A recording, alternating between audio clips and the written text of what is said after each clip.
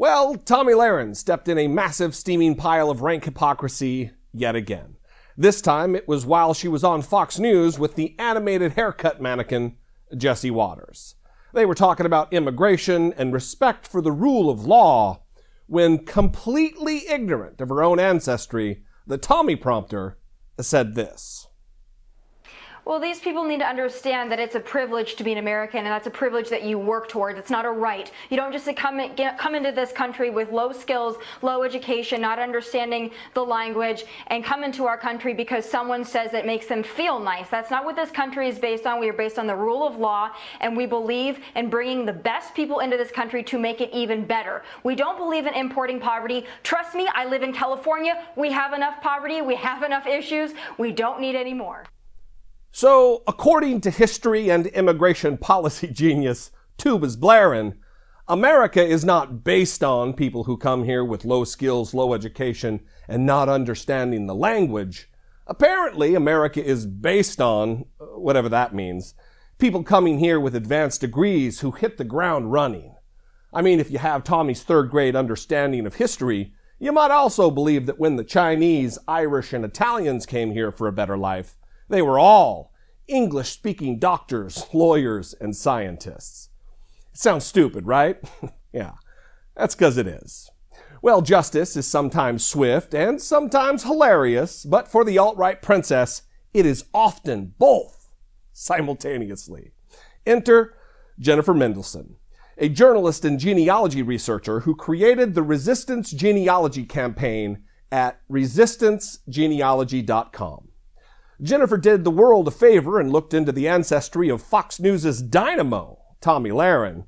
And if you think it was filled with well-to-do English speakers with tons of education, you'd be mistaken. According to the official census record, which Mendelsohn uncovered, in 1930, Tommy's great-great-great-grandmother had been in the United States for 41 years and still only spoke German. Moreover, her second great-grandmother had been here for 10 years and also didn't speak English. And further, because when Tomi steps in it, she really goes in knee-deep, her great-grandfather's 1895 baptism record from Minnesota was recorded in Norwegian. Now, does this make her ancestors stupid or less than? No. On the contrary. Her great-great-greats were probably wonderful, hard-working people who left their homes in Germany and Norway to come to America for a better life. For themselves, but more importantly, for their great-great-great-granddaughter.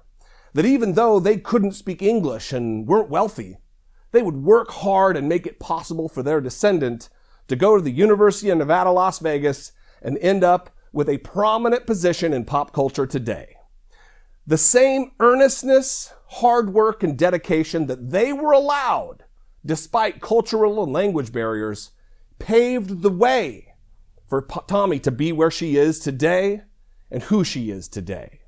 And even though she benefited mightily from the chances they were given, she's going to fight tooth and nail to make sure people in a similar situation to her ancestors, but with a different skin color, are denied those exact same chances. We obviously have no way to tell, but it seems to me they'd probably be a little bummed that she ended up such a hate-mongering liar. But that's for another day. The other part of her deliberate diatribe of diarrhea was the crack at the end about importing poverty. We don't believe in importing poverty. Trust me, I live in California. We have enough poverty. We have enough issues. We don't need any more. No. Trust me, Tomi. I also live in California, and only a few miles from you, and your insinuation about California's level of poverty is, not shockingly, uninformed. Let's take a look at the U.S. Census Bureau's data on which states in America have the highest percentages of citizens living in poverty. Well, at number 50 out of 50, we got Mississippi. At number 49, New Mexico. 48, Louisiana. Then in similar order, Alabama, Kentucky, Arkansas, Georgia, West Virginia, Arizona, Tennessee, South Carolina, North Carolina, Texas, Florida, and Oklahoma. Are you seeing a pattern emerging, Tomi?